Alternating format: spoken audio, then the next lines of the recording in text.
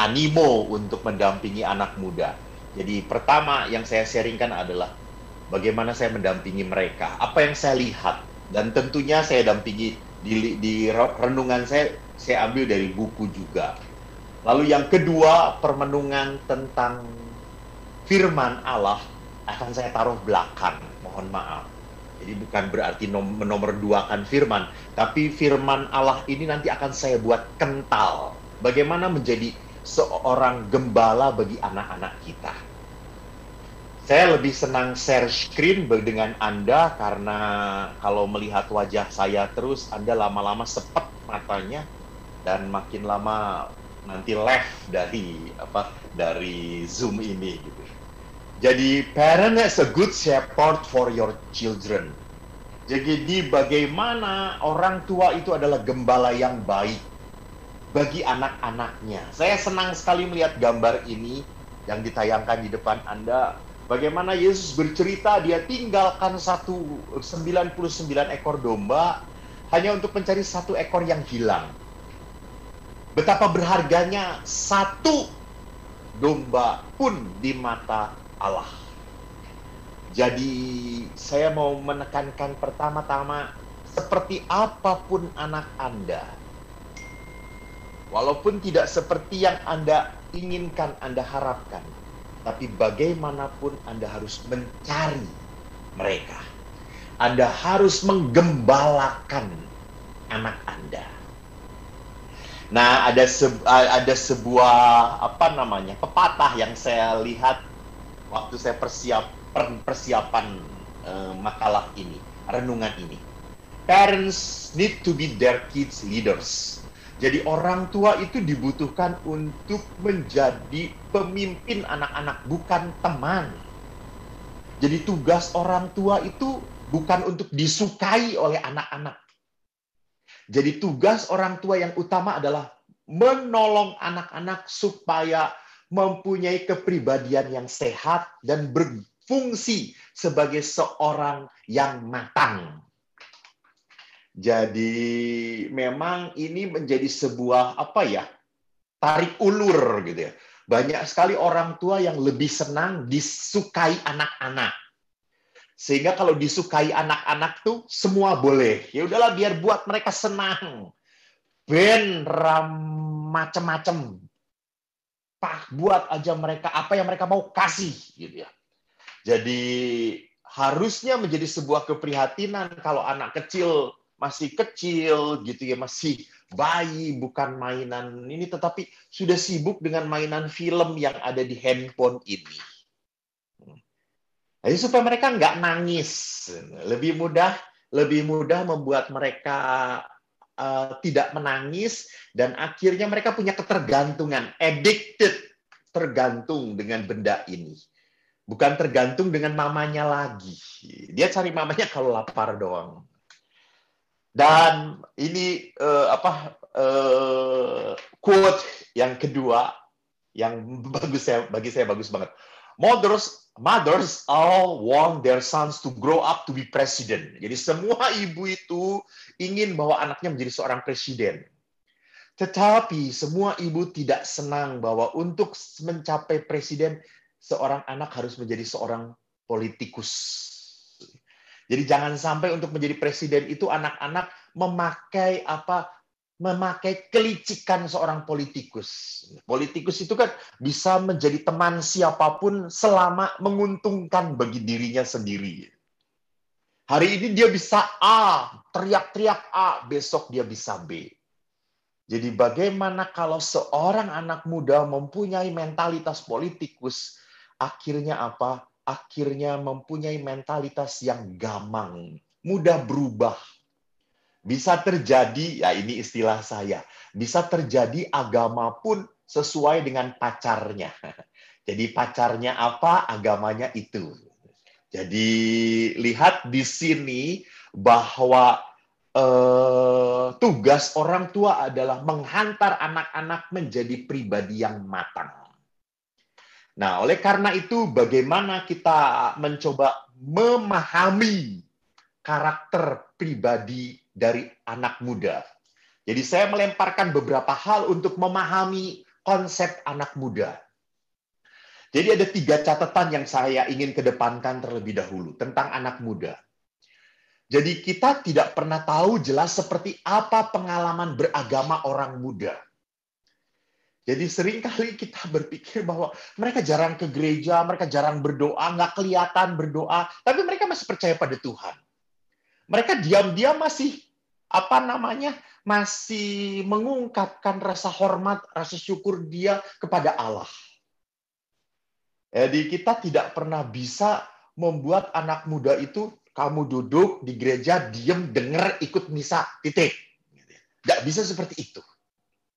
Bahkan pengalaman beragama orang muda pun, apakah orang muda yang rajin ke gereja, ikut kegiatan ini itu, seperti yang saya tadi lihat di kegiatannya CFM, apakah aktivitas itu menjamin bahwa dia mempunyai moralitas yang tinggi? Belum tentu. Saya prihatin sekali. Ini bukan ngarang, ini yang saya lihat. Saya banyak prihatin, banyak anak perempuan aktif di gereja, kasusnya adalah hamil duluan. Jadi rupanya mereka tidak bisa mensinkronisasi antara hidup ketaatan dengan Tuhan dan moralitas. Jadi seolah-olah apa yang mereka katakan bisa, kenapa tidak, gitu ya. Jadi prinsipnya kan kayak gitu. Maka tidak aneh kadang-kadang saya ditanya oleh orang muda, Romo, kalau 2 orang yang menyayangi, laki-lakinya sayang, perempuannya sayang, kenapa tidak diperbolehkan hubungan seksualitas? Kan ada rasa sayang. Nah, itu lihat. Ini ditanyakan kadang-kadang dalam rumah retret oleh anak yang aktif. Oleh anak yang aktif. Jadi kalau mereka berkata semuanya ada kasih, bukankah Tuhan itu kasih? Bukankah Allah itu cinta? Nah, kami sedang punya rasa cinta nih, saya cintanya menggebu-gebu. Kenapa tidak boleh kok berhubungan seksualitas? Begitu. Jadi memang paham hidup beragama mereka tidak bisa kita lihat, kita frame sebagai jaminan bahwa kalau anak seperti ini tuh nanti hasilnya belum tentu. Misteri, tetap dalam mendampingi anak muda selalu ada misteri. Kedua, masa muda adalah periode perkembangan. Jadi disinilah kita harus sadar bahwa mereka belum selesai dibentuk oleh Tuhan. Mereka belum selesai membentuk dirinya sendiri. Maka masa muda adalah periode perkembangan, masa pubertas. Dan saya tertarik sekali memperlihatkan masa pubertas dari konsep Armand Nicoli. Jadi Armand Nicoli ini melihat ada 3 masa muda, yaitu masa muda awal, pubertas. Berciri khas apa anak-anak seperti ini? Anak-anak seperti ini sibuk dengan penampilan fisik, hanyut dengan emosi tidak menentu. Jadi kalau anak-anak seperti ini tuh ribut, lihat rambutnya, dia poles seperti apa, diwarnain, potongannya harus seperti popstar, bajunya kayak gimana, nyeleneh, supaya mereka mendapatkan pengakuan. Jadi pada saat itu mereka sibuk dengan penampilan fisik mereka. Maka kalau di usia ini mereka sudah mulai menata, nge-gym, ngebentuk tubuhnya supaya seperti apa. Perempuan tahu bagaimana mereka harus berambut panjang karena di iklan seperti itu, gitu ya. Jadi mereka sungguh punya prototipe tentang idealisme menjadi seorang perempuan, menjadi laki-laki, itu dari konsep-konsep konsep-konsep yang mereka lihat di dalam televisi. Mereka lihat dalam keseharian. Masa muda tengah, mereka sudah mulai menjadi orang yang mau independen, memisahkan dari orang tua, supaya punya identitas. Maka mereka kalau disuruh-suruh, mereka akan langsung menolak. Mama itu jangan nyuruh-nyuruh, saya bukan anak kecil lagi. Saya bukan anak kecil lagi. Jangan ngelarang-ngelarang, saya udah tahu. Ini ya. Maka di usia ini krisisnya apa? Krisisnya adalah krisis hubungan antara orang tua dengan anak. Seringkali orang tua selalu mengatakan, saya ini kok ciong ya dengan anak saya gitu ya. Mungkin sio saya ini sio macan, anak saya ini sionya apa? Kalau macan bertengkarnya dengan gajah gitu ya misalnya gitu. Anak saya ini sionya gajah. Jadi bertengkar terus tidak pernah akur. Jadi Bapak Ibu ini bukan masalah sio-sio gitu. Ini masalah krisis identitas dengan anak remaja. Jadi memang anak remaja itu mau sampai pada apa? Independen. Jadi ingat perkembangannya anak kecil itu dependent. Anak kecil itu tergantung pada orang tuanya, dependent. Jadi sedikit-sedikit ma takut, ma tolong, ma bantuin. Itu lihat dependent. Dia cari mamahnya terus, dia cari papahnya. Nah, makin besar tadi masa pubertas, dia mulai mau menjadi seorang independen. Maka malu pada saat saya di rumah retret, ingat sekali beberapa anak SMP malu sekali waktu orang tuanya datang nengok. Dia 3 hari di rumah retret, orang tuanya datang. Anaknya nggak mau ketemu orang tuanya. Bahkan ngomong ke saya, Romo usir orang tua saya, jangan suruh ada di rumah retret, malu aku. Gitu ya. Jadi orang tuanya karena tidak pernah ditinggalkan anak pergi 3 hari gelisah banget gitu. Sedangkan anaknya nyantai-nyantai aja dengan teman-temannya gitu ya. Orang tuanya mikirin anaknya sama sekali nggak pernah mikirin orang tuanya gitu. Itu independensi. Maka pada saat ini juga mereka mengalami krisis merasa kesendirian, bingung dengan dirinya sendiri. Lihat ini bahayanya kalau seorang anak tidak pernah merasa diakui oleh orang tuanya, maka anak ini akan merasa minder. Anak ini akan merasa pada saat krisis ini tidak punya kepercayaan diri sendiri. Maka anak ini lebih cenderung menarik diri. Anak ini tidak pernah bisa memimpin. Anak ini selalu menjadi follower. Menjadi pengikut. Karena apa? Karena orang tuanya tidak pernah mengakui prestasinya. Tidak pernah menghargai. Jadi Bapak Ibu tolong perhatian, penghargaan yang paling berarti dalam diri anak adalah penghargaan dari mulut orang tua. Dari mulut orang tua. Maaf, bukan dari mulut seorang guru. Dari mulut orang tua. Maka Bapak Yohanes Paulus mengatakan pendidikan yang pertama dan utama terletak pada orang tua. Dan tidak pernah tergantikan. Jadi kalau mulut orang tua tidak pernah mengakui, tidak pernah memuji, tidak pernah mengangkat anaknya, maka anak ini selamanya akan merasa, gua nggak bisa apa-apa. Gua nggak ada artinya. Ini krisis bagi mereka. Yang ketiga adalah masa muda akhir. Krisis identitas dan yang paling menonjol adalah krisis intimitas. Itu yang nanti saya akan perlihatkan. Jadi krisis identitasnya di sini adalah mulai mereka mau mematangkan dirinya. Saya ini laki-laki. Maka kalau laki-laki itu kan harus ada bayangannya seperti apa gitu. Di situ anak-anak muda sudah mulai udah mulai menentukan laki-laki itu harus merokok. Keren merokok gitu ya.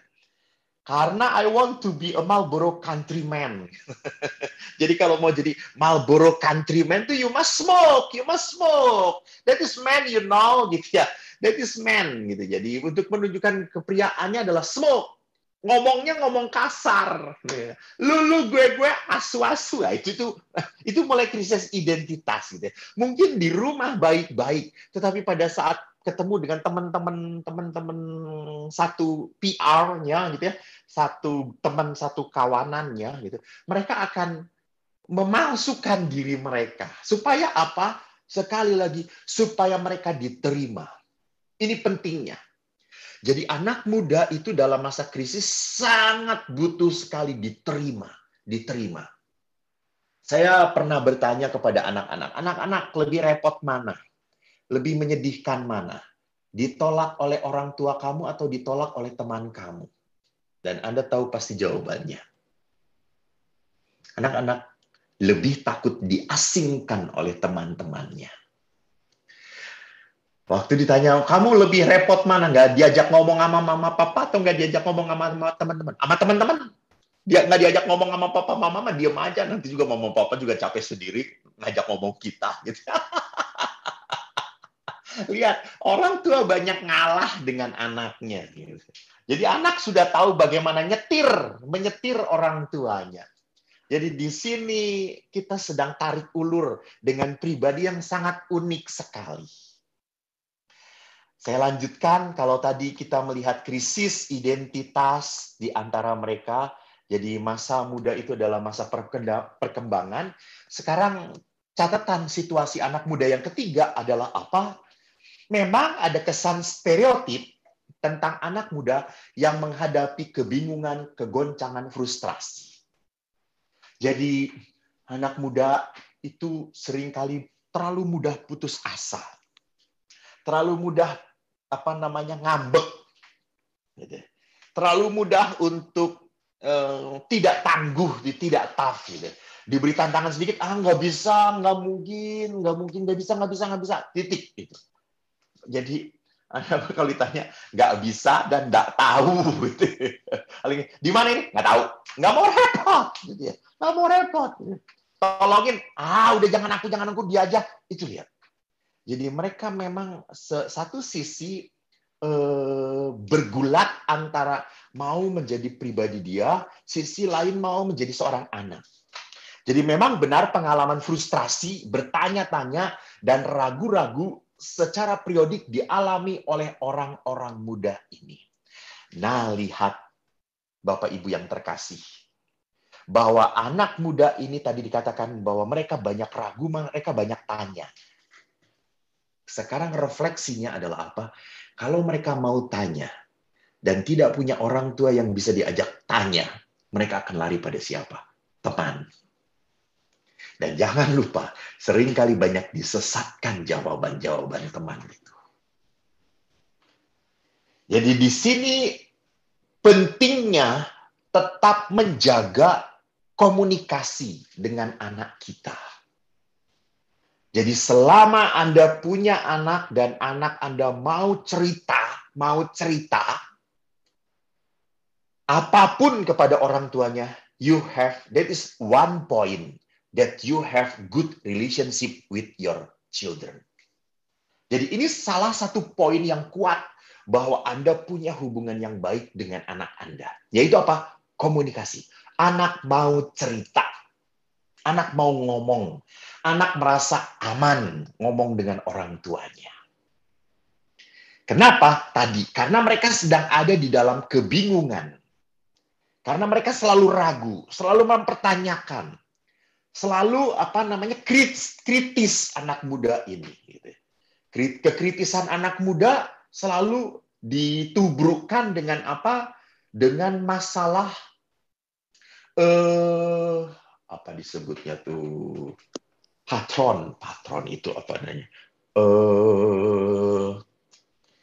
dengan masalah dia itu harus punya idealisme.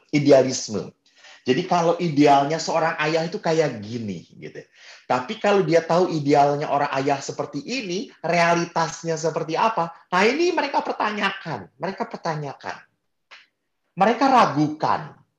Ayah saya itu pintar sekali ngomong, pintar sekali nyuruh. Tetapi tidak pernah mereka melihat bahwa apa yang dikatakan oleh ayahnya diterapkan oleh ayahnya sendiri. Nah ini krisis dalam pribadi dia. Nah sekarang kalau kita sudah melihat catatan-catatan dari konsep anak muda, sekarang mari kita lihat gambaran dari sikap orang-orang muda. Jadi menurut penelitian, kaum muda itu menghargai karier. Tetapi percaya bahwa suatu pekerjaan harus memberikan makna dan penemuan diri. Jadi anak muda itu tahu bahwa mereka harus belajar, mereka harus sekolah, tahu, mereka harus punya karir. Betul. Tetapi anak muda ini tahu bahwa karir ini harus memberi makna untuk diri dia dan membuat sama dengan minat dia. sama dengan passion dia. Dan memang anak muda sekarang tuh passionnya kan naik turun gitu ya.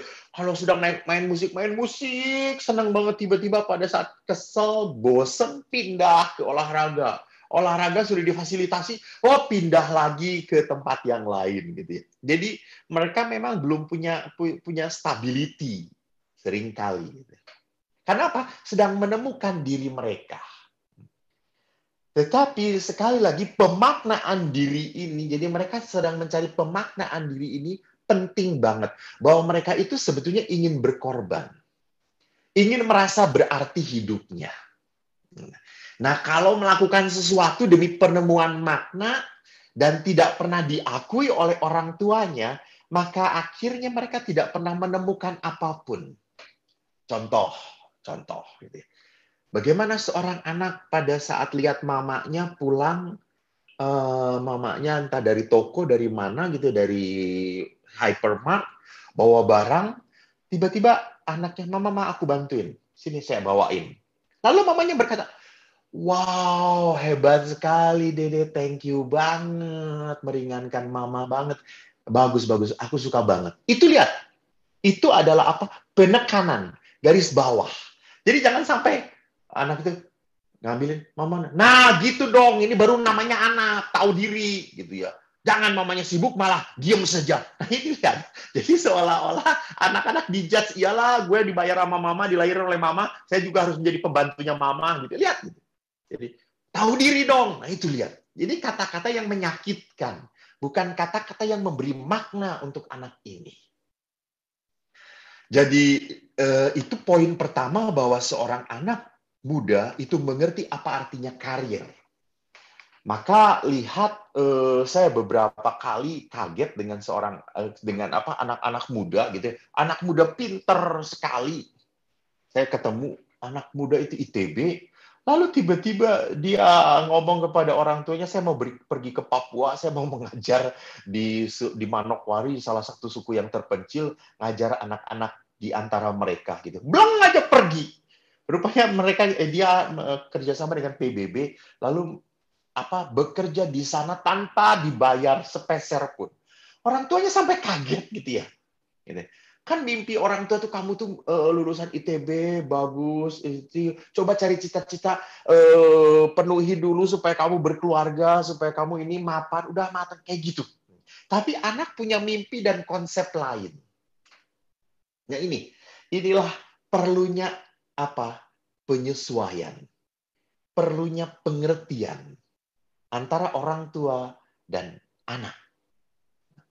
Anda tidak akan pernah kaget anak seperti ini kalau sejak awal ada komunikasi. Yang kedua, sikap orang muda menolak sekali kekerasan. Jadi mereka selalu melihat violence, terutama di tengah keluarga gitu ya. Apalagi violence dalam bentuk pelecehan, entah pelecehan verbal atau pelecehan fisik, itu sangat-sangat menyakiti anak. Dan anak sangat terluka dengan pelecehan ini. Dan kalau saya lihat abuse dari orang tua itu cukup banyak di dalam rumah retret yang tereksploitasi. Jadi banyak orang tua yang sudah kecapean. Bapak Ibu jangan pernah lupa, ini istilah saya yang saya suka sekali ngomong. Kan kalau Anda bekerja, ini saya bicara pada saat normal ya. Anda bekerja ke tempat pekerjaan, baterai Anda masih full, gitu ya, full. Anak Anda pun pergi ke sekolah masih full. 8 jam Anda bekerja, 8 jam anak Anda sekolah, pulang ke rumah, baterainya tuh empty semuanya. Dan apa yang terjadi? Hal kecil pun, karena baterainya empty, maka konslet. Jadi di rumah itu tempat yang konslet, bukan tempat yang nyaman. Maka tidak aneh banyak sekali rumah hanya menjadi sebuah persinggahan. Hanya menjadi sebuah stasiun. Hanya menjadi sebuah terminal. Maka kemarin saya waktu memberikan renungan di wilayah, rupanya pandemi COVID-19 ini adalah berkat dari Tuhan. Kenapa berkat? Bukan berkat pandeminya, tetapi karena pandemi ini keluarga dipaksa untuk apa? Work from home, school from home, stay at home. Home, home, not house. Jadi rupanya kita harus memperbaiki lagi relasi kita dengan orang-orang yang paling berharga. Siapa itu? Keluarga kita. Siapa itu? Anak kita. Jadi di situ diperlihatkan bahwa rupanya kita harus menata ulang pendampingan kita dengan anak kita. Jadi renungannya adalah apa? Apakah kita banyak menanamkan luka atau menanamkan kasih sayang kepada anak-anak kita? Jadi di sini lihat anak-anak itu menolak kekerasan. Anak tahu pendidikan itu penting. Ya, anak itu sangat tahu sekali.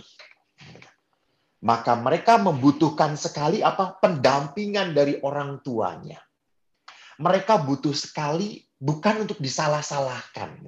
Kan ada anak-anak yang jengkel sekali cerita kepada mamahnya, Mama, kemarin ada temanku ketahuan, Ma. Mereka merokok di WC, Ma. Lalu tanggapan mamanya, awas ya kalau kamu merokok, ketahuan Mama, aku habisin, kamu hajar. Lihat, dia baru cerita, sharing. Langsung disalahkan, langsung dituduh. Jadi perhatikan di sini, anak-anak pun sudah mengerti. Mereka butuh apa? Dituntun. Jalan bareng dengan orang tuanya. Dalam artian bukan jalan bareng-bareng secara fisik, tetapi jalan bareng, yuk kita sampai kepada tempat kebaikan itu bersama-sama. Gitu. Jadi bukan anaknya saja suruh baik, orang tuanya terserah gitu, tidak bisa. Gitu. Jadi ini pendidikan. Dan yang ketiga, sikap orang muda adalah apa? Moralitas seksual di antara kaum muda belum jelas. Kita harus mengerti. Itu tadi yang saya perlihatkan. Jadi saya sangat mengingatkan biasanya dengan anak muda tentang pacaran dalam konteks katolisitas, gitu ya. Jadi bagaimana berpacaran secara Katolik, menghargai, cinta, penuh asih, gitu ya. Bukan karena sama-sama mau, bukan karena memanfaatkan. Jadi anak muda kan masih sering tarik ulur antara kebenaran dan kenikmatan. Maka di situ moralitas seringkali kendor. Gitu. Jadi beberapa bahkan kalau kau benar-benar sayang, buktikan, tunjukkan dong. Kamu ini sayang pada aku. Tunjukkan dong. Nah ini, kalau laki-laki terus mendesak perempuannya seperti ini, akhirnya kalau perempuan tidak punya tameng gitu ya, tameng moralitas yang tinggi, kalah.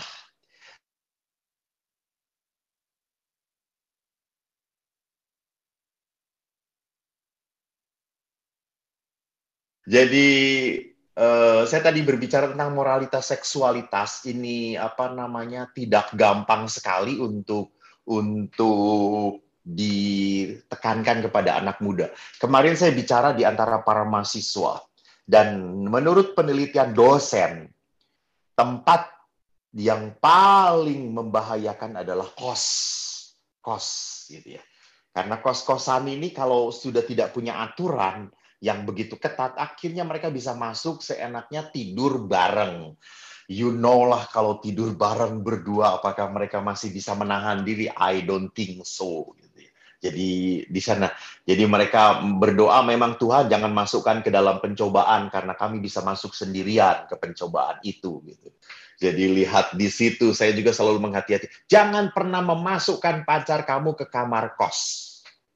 Kalau kamu memasukkan ke kamar kos kamu harus dibuka 24 jam.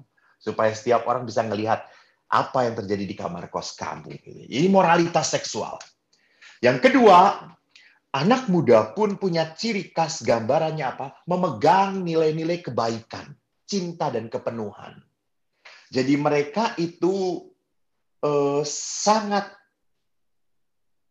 memerlukan penerimaan dari teman-temannya. Jadi, Bapak Ibu yang terkasih, tolong perhatikan pendidikan dasar anak itu harus benar-benar terjadi dalam keluarga dahulu. Jadi jangan berpikir dalam pendidikan anak, oh aku nggak bisa memenuhi kebutuhan anakku saat mereka kecil. Nanti aja kalau besar, saya penuhi kebutuhan anak saya. Mereka sudah tidak butuh. Mereka sudah nggak butuh. Jadi pemenuhan kebutuhan anak ini tidak bisa dialihkan. Nggak bisa. Take it or you will lose it. Kau akan kehilangan. Jadi ini yang saya kisahkan waktu ada seorang ayah sharing dengan saya, Romo, anak saya itu SMP kelas 3, 6, 9. Saya peluk sambil jalan-jalan di mall itu langsung nggak mau dia membuka, ayah jangan peluk-peluk, malu lah. Kayak film India dipeluk-peluk gitu ya. Padahal saya ayahnya gitu ya. Kok dia malu dipeluk oleh ayahnya? Beberapa hari kemudian dia melihat pacarnya sedang memeluk dia. Dan dia tenang banget jalan dengan pacarnya. Lalu bapaknya ngomong, ya Tuhan, aku yang kasih makan, kok dia yang dapat untung. Gitu. Lihat di situ. Gitu ya. Jadi dalam pendidikan itu ada saatnya di mana kita bisa menghug, touch, cuddling your children, but you have time anak-anak Anda pergi, tidak butuh lagi. Maka dasarnya itu harus kuat. Karena kalau tidak kuat, mereka akan mencari-cari kepada siapa? Kepada temannya. Kepada temannya. Jadi cinta, kebaikan, makna, arti itu harus didapatkan dulu dari keluarga mereka. Dari orang tua mereka. Jadi orang muda itu cenderung lebih toleran. Ada semangat melayani pada teman-teman dekatnya. Jadi mereka kenapa? Supaya ingin diterima banget. Kalau dengan orang tuanya kan otomatis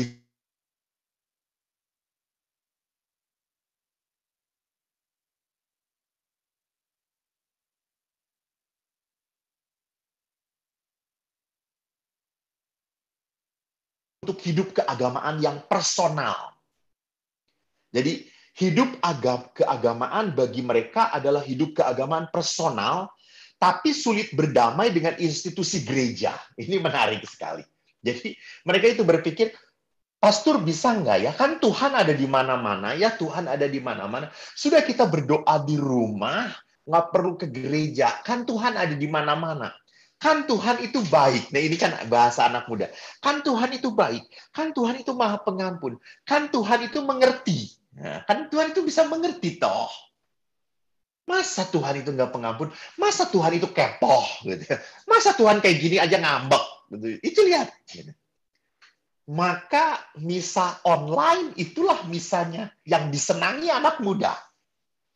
Mereka masih nggak perlu tidur, nggak perlu memperlihatkan wajahnya, masih pakai cangcut, celana dalam, pakai kaos ini, masih bisa ekaristi. Saya hadir gitu ya. Ada nongol di misa gitu. Itu bahasa anak muda waktu saya cerita. Kamu udah bisa? Udah, saya tadi nongol di misa gitu. Jadi mereka punya keinginan menggebus seperti itu, tetapi di satu sisi mereka bentrok dengan institusi gereja.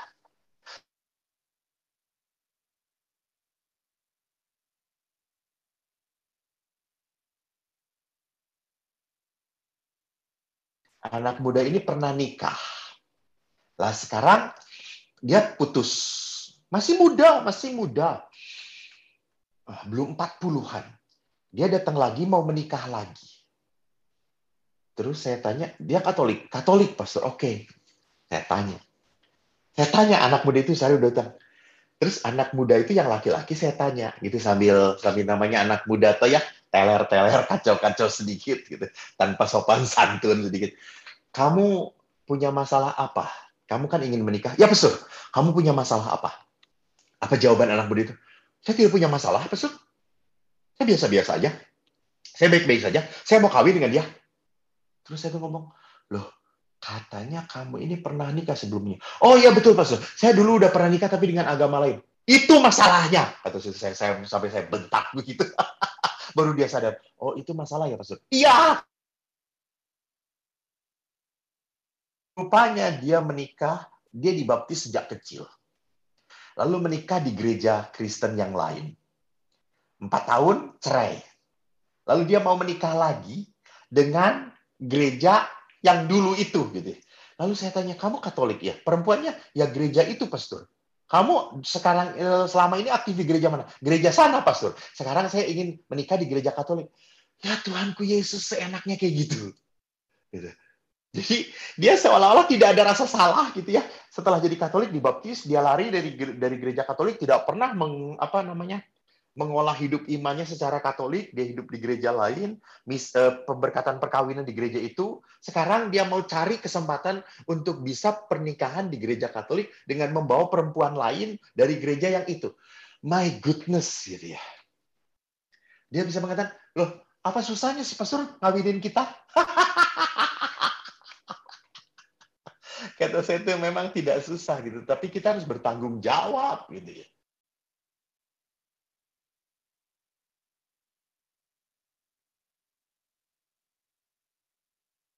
Bisa konsisten dengan memegang imannya.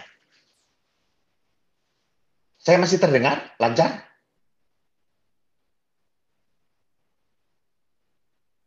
Putus-putus sama. Oh, putus-putus. Baik. Terima kasih, Bu. Nanti yang putus-putusnya saya sambung lagi. Nah, sekarang ada gejala munculnya apa? Spiritualitas kebingungan dalam diri kaum muda. Jadi saya hanya memaparkan beberapa hal yang beberapa hal krusial dalam anak muda. Tapi nanti jangan takut bagaimana mereka punya kekuatan juga.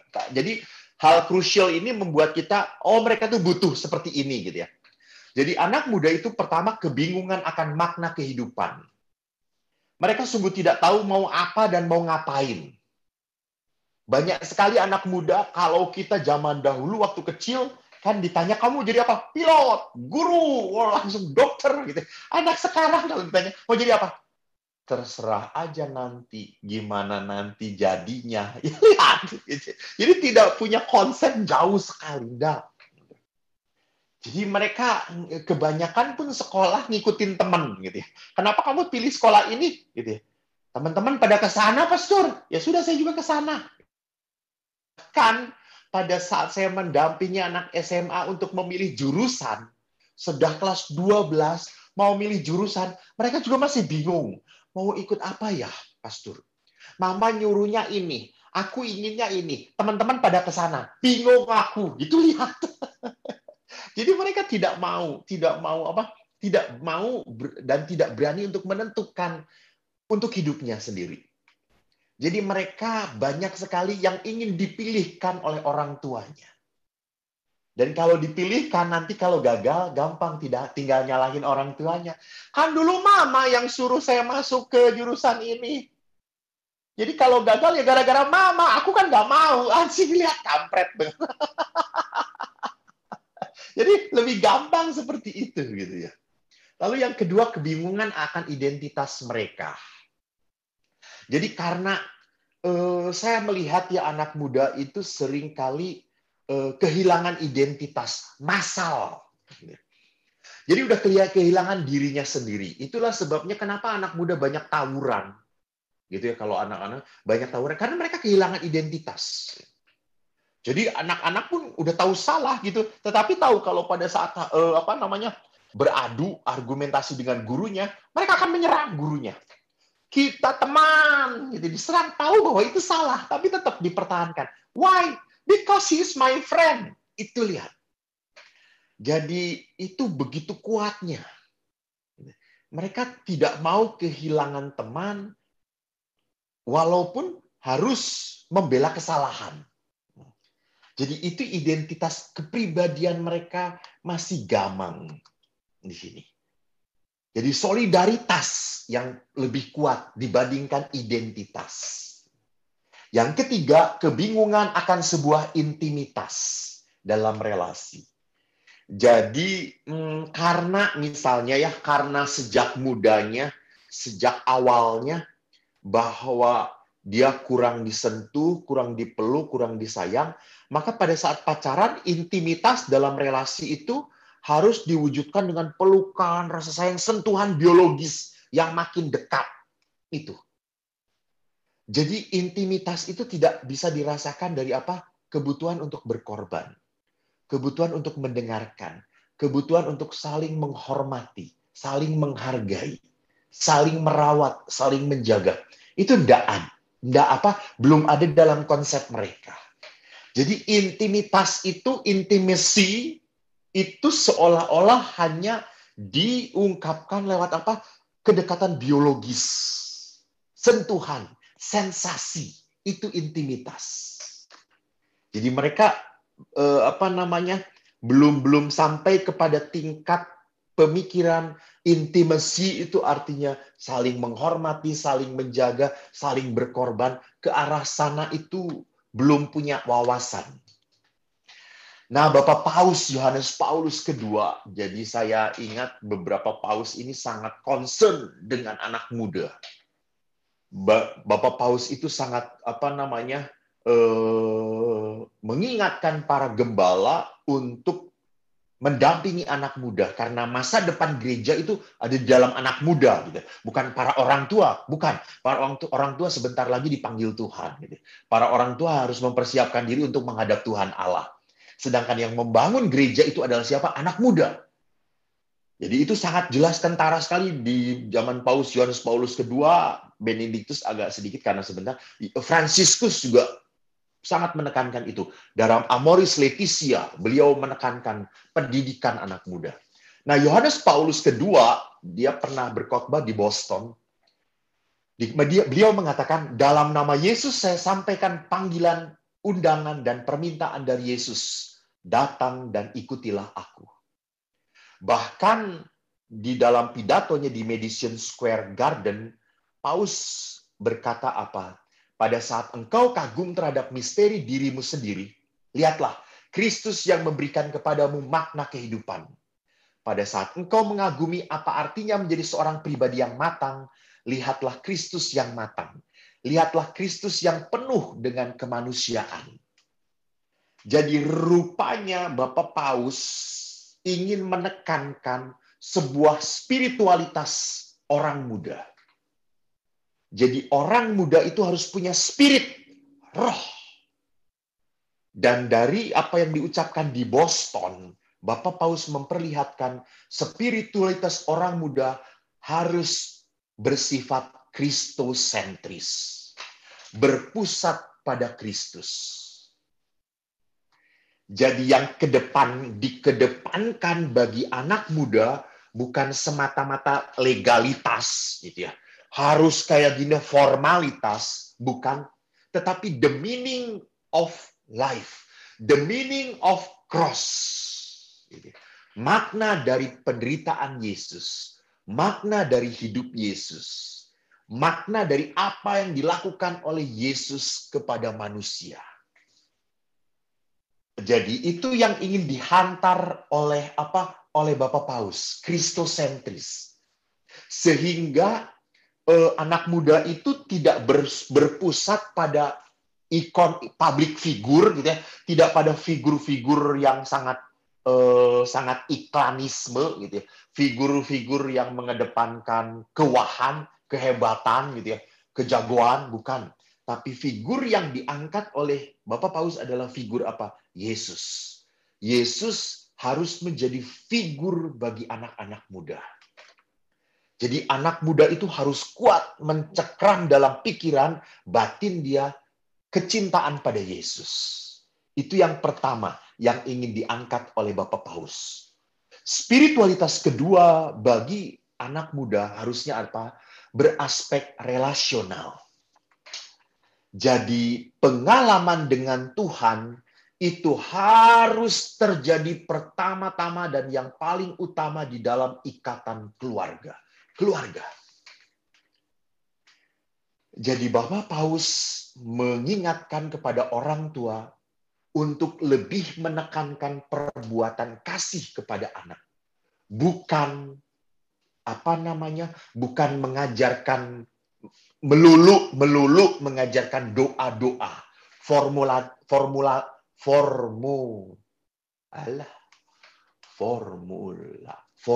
doa. Bukan semata-mata hanya formula doa. Doa aku percaya kayak gini, rosario, peristiwa gembira kayak gini, peristiwa terang kayak gini, peristiwa sedih kayak gini, peristiwa mulia kayak gini. Bukan formulasi doa itu melulu. Itu pun penting, itu pun boleh. Tetapi aspek utama memperkenalkan Allah adalah aspek relasional. Menghargai, mencintai, menerima anak apa adanya. Ya, tidak membanding-bandingkan. Itu yang dikatakan oleh Bapak Paus untuk mengedepankan relasi. Dan yang ketiga, spiritualitas yang berorientasi pada masa depan. Nah, ini menarik. Jadi Bapak Ibu, Paus itu mengingatkan anak muda itu orientasinya ke masa depan. Jadi jangan ingat-ingat kelemahan anak Anda. Dulu itu kamu menipu mama, dulu tuh kayak gitu. Memang kamu itu dari dulu tuh juga sudah bodoh. Ini lihat, ini mentalitas Mentalitas belenggu yang membuat anak tidak bisa berkembang gitu ya. Saya ingat sekali saya itu dibodoh-bodohkan oleh ayah saya. Kamu tuh bodoh gitu ya. Sampai saya itu referen doa saya, bodoh Tuhan saya bodoh, terima kasih Tuhan saya bodoh gitu ya. Seolah-olah kalau bodoh itu saya tidak bisa menjadi pastor. Saya akhirnya syukur pada Allah menjadi pastor, walaupun khusus untuk orang-orang bodoh. Nggak apa-apa, kata saya itu. Jadi, apa yang mau saya katakan? Bahwa orientasi untuk anak muda adalah berorientasi ke masa depan. Masa depan. Jadi, jangan pernah lupa, memang anak kita punya masa lalu. Punya masa lalu yang jelek, betul. Maka saya selalu mengingatkan kepada anak-anak. Anak-anak, nggak penting startnya. Yang penting finishnya. Saya selalu ngomong kepada anak muda. You start from the stupid children. From the stupid children. But you can becoming a star. Itu. Jadi ini berorientasi ke masa depan. Bahwa kamu tuh punya harapan. Allah itu punya cita-cita besar untuk anak kita. Jadi kita tidak pernah boleh menghambat perkembangan anak kita. Dan yang keempat, ini yang paling menarik bagi saya juga, yaitu perspektif perkembangan orang muda. Jadi orang muda itu harus dihargai, sedang proses berkembang. Belum jadi. Jadi kalau kita masih harus banyak ngomong, banyak ngingetin, banyak bersabar, ya namanya juga sedang berkembang. Orang suami Anda aja sudah dewasa, Anda pun harus banyak bersabar dengan suami Anda, padahal sudah dewasa, sudah matang, sudah jadi bapak, tapi kadang-kadang masih kekanak-kanakan. Betul, gitu ya. Karena belum beres. Anak kita, dia sedang berkembang. Kita harus menghargai proses itu. Jadi kalau anak kita melakukan kegagalan, kejatuhan, nggak apa-apa nak, kamu masih berkembang. Kamu masih berkembang. Kamu belajar untuk memperbaiki. Ini spiritualitas bersama anak muda. Maka saya ingin perkenalkan beberapa hal dalam gereja tentang pendidikan. Jadi pedoman pastoral keluarga mengingatkan tujuan pendidikan, tujuan shepherd of the family ini apa? Membina pribadi manusia menuju kedewasaan. Sehingga kalau anak kita sudah dewasa, dia bisa menyumbangkan nilai-nilai baik demi kesejahteraan masyarakat. Jadi anak muda itu didampingi supaya bisa menjadi dewasa dan memberikan nilai-nilai baik bagi masyarakat. Maka anak ini berkembang bisa menjadi dewasa kalau kita ingat aspek pendidikan. Aspek pendidikan bukan hanya intelektualitas. Lihat, masih ada 5 poin lain dari aspek pendidikan. Anak kita harus punya mentalitas. Jadi mentalitas itu apa? Mentalitas itu semangat untuk terus insist, berjuang terus. Ini mentalitas. Nggak mau kalah. Saya selalu cerita, saya syukur pada Allah punya mentalitas yang apa? Yang besar. Karena apa? Pendidikan dari ibu dan ayah. Jadi kalau kamu bodoh, kamu harus kerja keras. Teman lain belajar 1 jam, kamu 2 jam. Itu pendidikan ayah, gitu ya. Jadi saya 2 jam dan tetap bodoh. Jadi ayah, saya ngomong ayah sudah 2 jam masih bodoh, 4 jam gitu. Akhirnya 4 jam dol otakku gitu ya, nggak bisa gitu ya. Jadi lihat di sini mentalitas adalah kemauan tidak mau kalah. Saya ingat sekali dengan guru matematika. Saya tuh matematika kan bodoh sekali, nggak bisa apa-apa. Saya dijelaskan pun nggak ngerti-ngerti gitu ya. Jadi kalau guru sedang menjelaskan itu kan pakai kapur. Kalau kapurnya habis tuh, saya malah angkat tangan. Pak, kapurnya habis. Saya ambil ya dari ruang guru. Oh ya kok ambil. Saya lebih senang ambil kapur daripada duduk mendengarkan penjelasan guru. Guru menjelaskan pun nggak ngerti, kata saya itu. Saya ngambil kapur. Kalau guru itu pulang, bawa buku-bukunya. Pak, bukunya saya bawain ya, Pak. Oh ya kok, terima kasih. Saya bawain. Kalau saya lihat guru matematika repot, saya bantuin. Kalau pagi-pagi ketemu, saya sapa. Pak, selamat pagi. Sehat, Bapak? Ya, baik kok. Syukur. Terima kasih ya kok. Ya, Pak. Gitu. Saya sapa. Di rapot, saya tidak pernah dapat merah. Minimal 6. Karena walaupun nilai saya jelek terus, guru matematika itu kan tidak tega atau melihat, oh, Koki bodoh, mengape uangnya, wes 6 wae cukup. Itu, lihat. Saya hajar, saya bodoh, saya hajar dia dengan kebaikan. Saya baikin terus. Lama-lama juga, how ise toh, gitu ya kata saya. Nggak enak hati, dia baik kepada saya. Itu mentalitas. Jadi tanemin. Nanti kita tinggal menuai. Itu mentalitas. Itu ditanamkan tidak di dalam pendidikan. Itu ditanamkan dari apa? Semangat kehidupan. Moralitas. Jadi anak kita pun harus tahu bahwa yang bisa belum tentu boleh.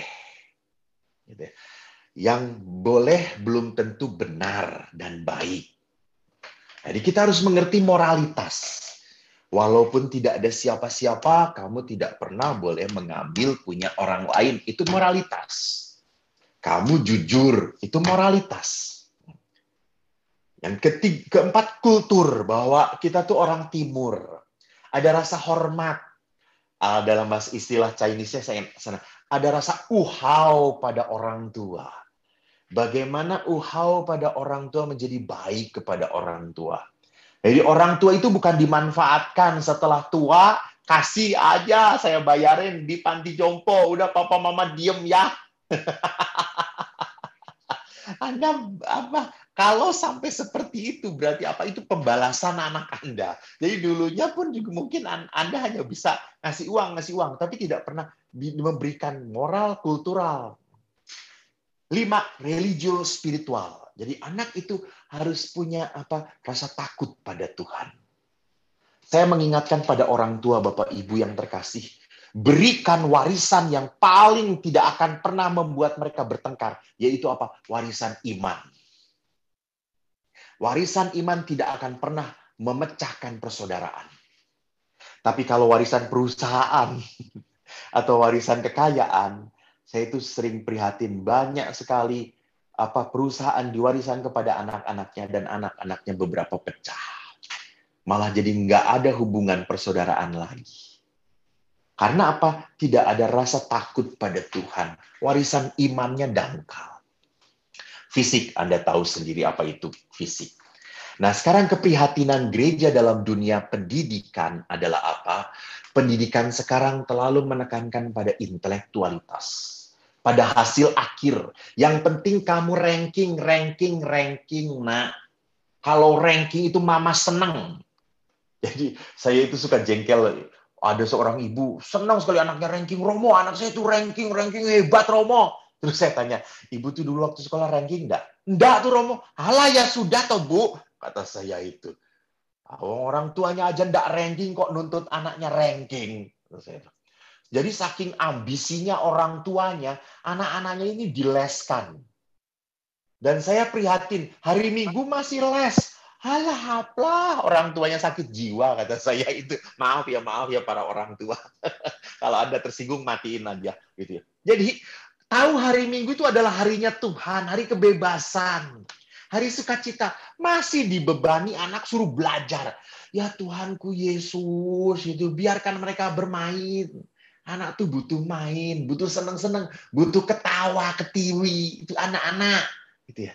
Di situ ada dunianya. Jadi jangan mereka dipres, ditekan untuk supaya apa? Supaya memenuhi hasrat orang tuanya, ambisi orang tuanya. Jadi gereja sudah prihatin. Maka melupakan proses kalau akhirnya cuma menekankan hasil akhir. Sedangkan jangan pernah lupa bahwa kita pun butuh pribadi-pribadi yang peka, solider pada nilai-nilai pengampu, pada nilai-nilai kemanusiaan. Jadi dibutuhkan di dalam kehidupan ini orang-orang yang mudah tergerak oleh belas kasihan. Tidak semata-mata pinter melulu. Maka pendidikan harus menekankan pendidikan human, manusiawi. Supaya manusia itu menjadi punya moralitas, emosi yang benar, spiritualitas yang sungguh mewujudkan Allah dalam kehidupan sehari-hari. Maka terakhir saya akan berbicara bagaimana relasi gembala dengan domba. Ini yang saya tadi katakan, Injil Lukas. Anda buka Injilnya, silahkan. Yang nggak punya beli dulu. Ya, atau yang nggak punya silahkan buka Google. Di situ ada Lukas 15 ayat 11-32. Ini pasti, ini selalu kalau dalam retret diangkat menjadi bahan permenungan. Jadi Lukas 15, 11, 32 kita tahu tentang anak yang hilang. Jadi bagaimana dua anak, satu anak sulung dan anak bungsu. Bagaimana dalam kisah ini tidak diceritakan ibu, tidak ada sosok ibu. Gitu. Jadi mungkin ini adalah ayah dan harta yang paling berharga bagi ayah adalah dua anaknya ini. Tapi bagaimana anak yang kedua ini begitu menyakiti hati dia. Bahwa dia sebelum meninggal sudah meminta warisan. Tetapi orang tuanya memberikan. Setengah diberikan kepada anaknya yang bungsu. Dan anak bungsu ini pergi begitu saja meninggalkan orang tuanya. Sampai akhirnya anak bungsu kehabisan segala-galanya. Ia mau bekerja dan akhirnya bekerja di tempat yang haram, yaitu babi. Bahkan dikatakan dia mau makan ampas babi pun tidak bisa. Anak bungsu ini jadi ingat di rumah bapaknya para pekerja itu sejahtera. Lalu dia berkata, aku akan pulang. Aku akan berkata, Bapak, aku tidak layak sebagai seorang anak. Jadikan aku sebagai salah seorang upahan saja. Anak ini pergi kepada orang tuanya. Tapi orang tuanya sebelum sampai sudah melihat dia. Memeluk. Dan anak ini langsung bertanya, Bapak, aku sudah telah berdosa terhadap surga dan terhadap Bapak. Aku tidak layak lagi dijadikan sebagai salah seorang anak. Pada saat mau ngomong, jadikan. Orang tuanya tidak. Ambil baju yang terbaik. Pakaikan itu padanya. Mari kita berpesta pora. Ini lihat. Ini gambaran Yesus tentang relasi orang tua dengan anak. Jadi tidak layak seorang tua menolak anaknya. Walaupun dia sudah melakukan hal yang sangat tidak bisa ditolerir. Yang sangat tidak bisa dimaafkan. Maka saya tertarik untuk memperlihatkan spiritualitas yang diangkat oleh Rembrandt dari sebuah lukisan. Anda lihat di layar Anda. Ini adalah lukisannya dari Prodigal Son. Yang menarik bahwa apa yang dilukiskan oleh Rembrandt, rupanya ini adalah sebuah penghayatan dia. Melihat bagaimana spiritualitas Bapa. Dan saya angkat Bapa ini sebagai how you become a good shepherd for your children. For your son and your daughter. Pertama, lihat wajah Bapa ini. Wajah Bapa ini memandang anaknya, melukiskan sebuah penerimaan apa adanya. Jadi Bapak Ibu, Anda punya 3 anak. Ingat, 3 pribadi yang berbeda. Tidak ada yang sama. IQ-nya tidak sama, cara ngomong dengan mereka tidak sama, ketaatan mereka berbeda, sifat mereka berbeda. You must accept every children. Jadi setiap anak itu harus diterima. Seorang ayah dan ibu yang baik harus bisa menemukan mutiara dalam setiap pribadi anaknya. Maka wajah Bapa ini adalah wajah yang sedih namun berbelas kasih tanpa syarat.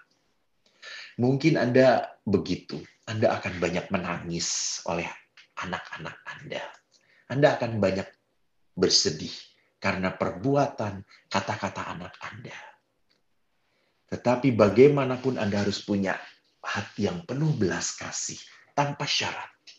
Karena itu yang ingin diwujudkan di dalam rumah Anda oleh panggilan Anda sebagai orang tua. Yang kedua, gambar ini tidak terlalu baik. Jadi tidak bisa memperlihatkan secara detailnya. Lihat sikap Bapak ini membungkuk. Dia membungkuk. Walaupun anak ini sudah salah, berdosa sekali, dia membungkuk. Itu artinya apa? Ini adalah wujud seorang ayah, seorang orang tua yang memberi kehangatan, merengkuh, melindungi, menjaga dengan hati. Jadi ingat Bapak Ibu yang terkasih, anak itu memang membutuhkan dasar kehangatan, perlindungan, kasih dari orang tuanya. Dan itu hanya bisa dimungkinkan dengan gerakan orang tua yang membungkuk. Bukan mengambil jarak, ingat ya. Kalau kita membungkuk itu kan berarti Kita yang memberi. Bukan nungguin. Lu datang minta maaf dulu, gua baru ngasih maaf. Bukan begitu. Tetapi membungkuk adalah lu nggak perlu minta maaf pun nggak apa-apa. Itu ya. Saya tetap ayahmu. Saya tetap mengerti. Saya tetap melindungi engkau. Jadi ini spiritualitas yang ditunjukkan oleh Bapa yang baik hati. Yang ketiga adalah lihat di sini tangan kanan Bapa lebih kecil daripada tangan kanan Bapa. Ini tangan kanannya lebih kecil daripada tangan kirinya. Tangan kanan ini adalah simbol keibuan, tangan kiri ini adalah simbol kebapaan. Jadi dalam diri orang tua harus muncul keibuan dan kebapaan. Keibuan itu adalah kasih, menerima, akseptansi. Tetapi simbol kebapaan adalah protection, melindungi, supaya jangan terluka. Jadi ingat, seorang ayah itu bertugas untuk memproteksi anak-anak, bukan melukai anak-anak. Dan yang terakhir, sebelum Anda lelah, kepala anak didekapkan ke jantung Bapa. Pasrah, afektif. Jadi seorang anak itu membutuhkan afeksi. Afeksi itu rasa bahwa dia disayangi. Jadi butuh sekali kehangatan. Ini yang disebut sebagai relasi intim antara anak dengan orang tua. Dan ini hanya bisa menjadi pondasi yang sungguh membangun anak untuk menjadi pribadi yang matang. Terima kasih. Tuhan memberkati. Amin. Shalom. Silakan, moderator.